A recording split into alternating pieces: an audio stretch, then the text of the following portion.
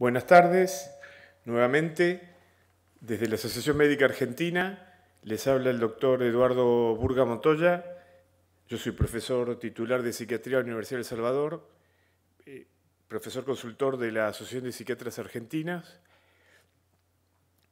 profesor de la Maestría de Psiconeurofarmacología de la Universidad Favaloro y miembro del Comité de Revalidación de la Asociación Médica Argentina para especialistas en psiquiatría y psicoterapeuta. Nos toca hoy hablar de la marihuana, la cannabis sativa, que es una sustancia muy controvertida, que ha producido también adicciones y tiene usos medicinales. Esto no es un concepto antagónico si pensamos perfectamente que la morfina, que es una droga altamente tóxica, tiene usos médicos muy importantes contra el dolor y en pacientes terminales en cuidado paliativo. O sea que los problemas no son las sustancias, sino el hombre cuando hace mal uso de ellas. Entonces recordamos aquí la clasificación donde habíamos dicho que uso era cuando la persona totalmente al azar y muy perdidamente en el tiempo hace uso de una sustancia, eso podríamos denominar que hace uso, y podríamos decir que esta es la sustancia de todas estas que en su uso esporádico menos daño hace, está muy lejos del daño que produce la cocaína, el éxtasis, y otras drogas, mismo el alcohol, ¿sí?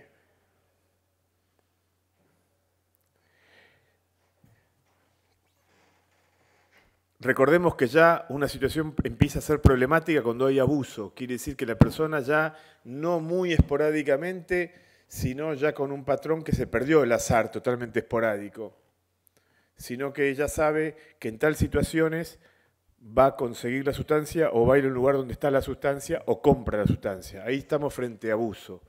Y volvemos a repetir que adicción es cuando de alguna manera se produce daño en la persona, en su medio psicosocial, familiar y laboral y en su entorno afectivo. Ahí estamos frente a adicción. La marihuana, el tetrahidrocannabinol, el delta 9 tetrahidrocannabinol, actúa, como todas las sustancias, en receptores cerebrales. ¿Sí? Los receptores cerebrales CB1 y CB2. CB1, por cannabinoides, son los receptores centrales en el sistema nervioso central, en el cerebro. Y los CB2 son periféricos. Se fueron sintetizando durante estos años que figuran, y se fue descubriendo la química del delta 9 tetrahidrocannabinol. Los receptores centrales se hallan en una zona del cerebro que regula memorias, que se denomina hipocampo, en otra zona que es el hipotálamo, que regula sueño, sexualidad, conducta alimentaria, y en otras zonas que regulan la motivación, como la amígdala, ¿sí? y en lugares referidos al estriado dorsal y que regulan la motilidad, sustancia negra y globo pálido. Y sistema nervioso periférico, el resto del cuerpo, el sistema nervioso del resto del cuerpo, están los receptores CB2.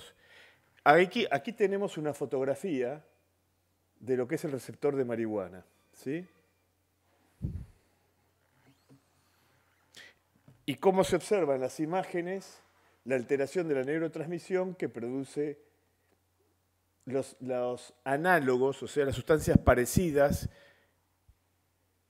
que el cerebro genera como transmisión similares a la marihuana. Quiere decir que el cerebro tiene sustancias similares a la marihuana endógenas, análogos se llama.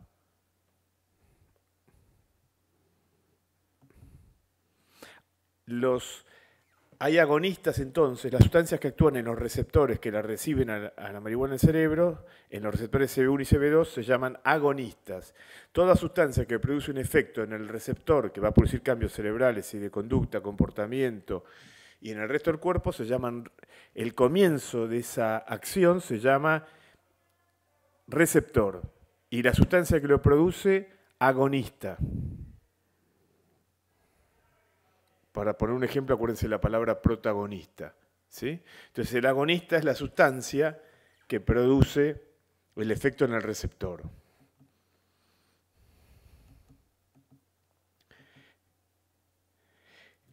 ¿Qué efectos produce la marihuana?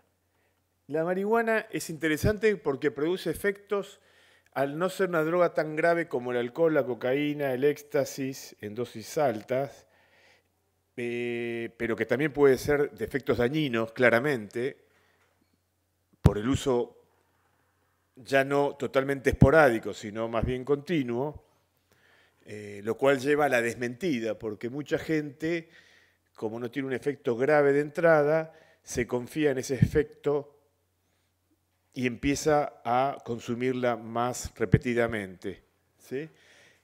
Lo interesante es que produce efectos muy marcados de acuerdo a diferentes drogas que son, a todos nos tiende a producir el mismo efecto. Por ejemplo, el alcohol en 0,5 gramos tiende a producir tales efectos a casi todos los individuos. A 1 gramo de alcoholemia en sangre produce alteraciones ya tipo alteraciones de la emisión de la palabra, disartria y ataxia marcada, cada vez mayor, al 1,5 gramos y a los 2 gramos ya mucho más marcadas, y profunda desinhibición, ¿sí? Hasta que produce ya alteraciones muy marcadas de la conciencia. Esos periodos médico-legales de la alcoholemia se dan en la mayoría de las personas que llevan al mismo efecto, un poco independientemente de la personalidad dentro de todo, ¿sí? En vez de la marihuana, en cierta manera, estimula mucho sus efectos la personalidad de base. Y esto se evidencia, es muy interesante lo que manifiesta Nemerov en su tratado de farmacología, que los patrones de imágenes, de neuroimágenes en el SPECT, la tomografía de emisión de fotón único, son muy variables de acuerdo a los sujetos. Esto es muy interesante. Entonces van a quizás fomentar sintomatología depresiva en los depresivos, pueden, a los prepsicóticos, a la gente que está por brotarse, la pueden psicotizar. No van a producir psicosis en estructuras neuróticas, por decir así, ¿sí? En una persona bipolar es probable que desencadene un episodio bipolar, ¿sí? En una persona con rasgos psicopáticos es probable que desencadenen actuaciones psicopáticas de daño hacia el otro, ¿sí? Pero van a seguir patrones más acordes a los déficits de personalidad preexistentes. O sea, es una droga que, más que manifestarse la droga, impulsa que se manifieste las deficiencias de personalidad o las dificultades de fondo de estructura de esa personalidad. Porque es una droga, por decir así, más blanda que otras drogas más graves que producen un efecto más uniforme en toda la población. Produce modificación del campo de la conciencia, analgesia y sensación de hambre. Por eso, dentro de los medicamentos derivados de la marihuana, el dronabinol se utiliza para inducir el apetito en anorexias graves o complicadas. Lo importante para resaltar es que hay muchos compuestos derivados de la marihuana, pero hay dos claves. El delta 9 tetrahidrocannabinol, que es más el responsable de los efectos psicoactivos, y el cannabidiol, que es más el responsable de los efectos medicinales. Muchas veces la persona que tiene tendencia a la adicción justifica su consumo creyendo que como hay marihuana medicinal, le va a hacer muy bien toda la marihuana. La marihuana que se fuma comúnmente tiene mayoría de composición de delta 9 tetrahidrocannabinol, que produce efectos psicoactivos, pero también efectos muchas veces de alteraciones de la memoria y cognitivos. Mientras que el cannabidiol es claramente una sustancia más de tipo medicinal y es lo que tienen como mayoría los preparados que se utilizan actualmente en problemas neurológicos, por ejemplo en epilepsias. De hecho, es una sustancia que tiene efectos medicinales en el cuerpo porque el antagonista, rimonabant, que se intentó utilizar farmacológicamente, produjo daño, o sea, terminó no siendo un buen medicamento. Se había creado un medicamento para dejar de fumar que era antagonista de los receptores cannabinoides y resultó siendo destructivo. De hecho, también en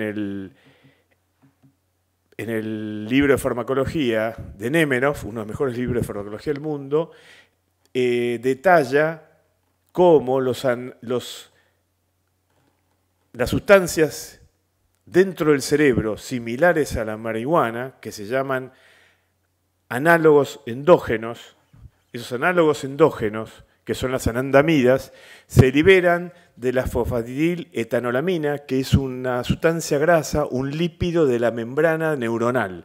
Cuando la membrana neuronal se daña, Nemerov explica cómo ese circuito pone en marcha la fosfatidil-etanolamina de la membrana al romperse, como muchas sustancias de membrana que al penetrar en la célula son transmisores. Intervienen circuitos de anandamidas. La ruptura de membrana, que es la grasa lípido de membrana, que se llama fosfatidil-etanolamina, interviene como mediador químico en las anandamidas y tiene efectos reconstructivos y tiene efectos contra el dolor no mediados por opioides. Los cannabinoides tienen efectos contra el dolor, analgésicos, y se estudian no solo medicamentos para ayuda neurológica como el cannabidiol, derivados de la marihuana, derivados de la planta, de la cannabis sativa, sino que se estudian análogos para inducir el apetito como el dronabinol y como analgésicos.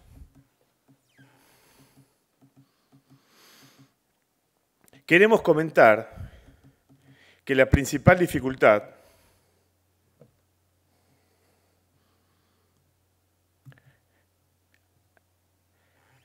no es los medicamentos. Aquí vemos el dronabinol, un agonista sintético derivado químicamente, no pertenece directamente a la planta porque es sintético, pero es modificado del delta 9 tetrahidrocannabinol, ¿sí? El dronabinol, que es el que inducía el apetito. Entonces, ¿cuál es el principal problema?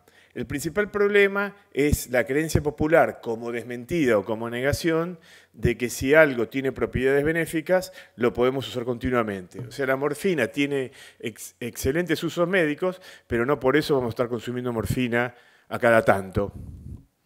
Si bien la marihuana es cierto, la cannabis sativa, que tiene menos poder deletéreo o de daño que la morfina, sin duda, pero estas cosas hay que tener cuidado porque lo que se conoce como popular o lo que se malinterpreta lo toman muchas veces adolescentes. El peligro del uso de la marihuana es en los adolescentes y sobre todo chicos de 13, 14, 15, 16, 17 años y en todas las drogas. No solo en la marihuana, en todas las drogas, por dos motivos esenciales. Hay una inmadurez psicológica y una inmadurez biológica. La inmadurez biológica es que los sistemas de neurotransmisión de dopamina, noradrenalina y serotonina, y glutamatérgicos y GABAérgicos, los sistemas fuertes de regulación, como los moduladores, no están desarrollados adecuadamente y están inmaduros. Por lo tanto, la persona no va a tener freno cuando una sustancia estimula los centros de recompensa en el cerebro, el núcleo accumbens, en el sistema límbico. Se va a estimular la zona gatillo de recompensa y el adolescente no va a poder parar, le va a costar mucho más poder parar, porque sus sistemas de freno y de capacidad de manejo neurobiológico en el cerebro de la sustancia son mucho más rudimentarios, se desarrollan más tardíamente. ¿Sí? Vamos a suponer alrededor de los 25 años. Por eso es que la persona que empieza a tomar alcohol o consume alguna droga esporádicamente después de los 30 años, justamente lo hace esporádicamente porque no queda adherida tan fácilmente a las sustancias por esta madurez biológica cerebral. Esa es la inmadurez biológica, pero esto se le suma la inmadurez psicológica. ¿Qué quiere decir? Que el yo es inmaduro y lo que llamamos superyo, que es el sistema de valores y pautas de valores, está todavía inmaduro. Entonces no hay la suficiente capacidad de proyectarse al futuro del sistema de valores para actuar como freno cuando uno tiene 15 años y empieza a fumar seguido. Asimismo, otra cosa importante para decir es que el fumar la marihuana es peligroso y trae cáncer por la misma pirólisis del papel, cosa que pocas veces se dice, la combustión, más que la marihuana en sí. La marihuana también inclusive se ha investigado con propiedades anticancerígenas, ¿sí? En el Medical Anderson Center de Estados Unidos, ¿sí? O sea, pero la gente no tiene que consumir marihuana por eso. Esos son estudios de investigación que se están viendo, ¿sí? Después, otro problema es la marihuana consumida en los brownies o en forma digestiva, donde los adolescentes ponen mucha marihuana, no regulan la cantidad y la curva de absorción, distribución y metabolismo y excreción, o sea, cómo después de que yo la comí en un brownie, cuánto tengo en la sangre, es un efecto más lento pero mucho más sostenido y no baja durante horas. En vez de cuando alguien fuma, sube rápidamente y después baja, con que si la persona que lo consume es un chico de 15 y 16 años y consume una dosis muy fuerte, al rato probablemente se pegue un susto y haga una macana, pero a las 2 o 3 horas probablemente haya reducido el efecto. En vez de si consume en brownies, en esas hay muchas horas de que mantiene el efecto y puede originar un episodio psicótico transitorio, una reacción paranoide. La marihuana es muy difícil por sí sola que vaya a producir, generar una estructura crónica psicótica. Los episodios psicóticos y las estructuras psicóticas pueden ser desencadenadas por la marihuana. Cuando se desencadena una bipolaridad o una esquizofrenia, mi opinión es que la mayor parte de las veces eso es una esquizofrenia latente que en lugar de digamos, desencadenar un estresor psíquico, un trauma, la desencadena la marihuana como trauma, o la bipolaridad la desencadena la marihuana como enfermedad, pero estaba latente.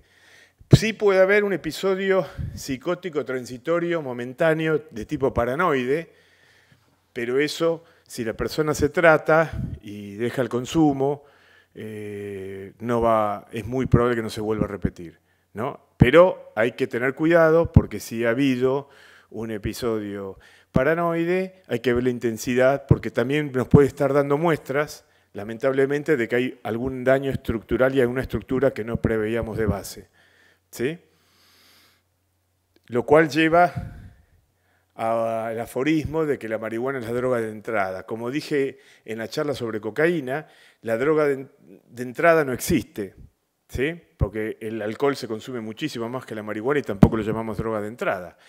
La problemática de la puerta de entrada está dada por dos elementos centrales. El daño afectivo que vive la persona o las ausencias o las limitaciones afectivas que hay que poder reconocer para avanzar en la casa, o la segunda población son las poblaciones de problemas psiquiátricos, como dijimos, todo tipo de cuadros límites, estructuras narcisistas más primitivas y psicosis o bipolaridades que intentan consumir sustancia para una forma patológica, intentar automedicarse y paliar su sufrimiento.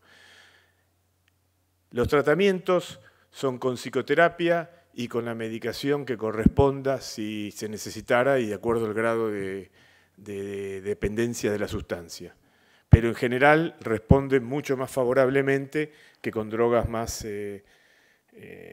por así decir, graves como la cocaína, el éxtasis, la morfina e inclusive el alcohol, ¿sí? Pero últimamente se ha tratado el tema con más seriedad y se han aprobado sus usos medicinales, diferenciando perfectamente la parte medicinal de la parte de adicción. Como habrá que hacer también y rever con respecto al alcohol, que estará en nuestra próxima charla. Muchas gracias.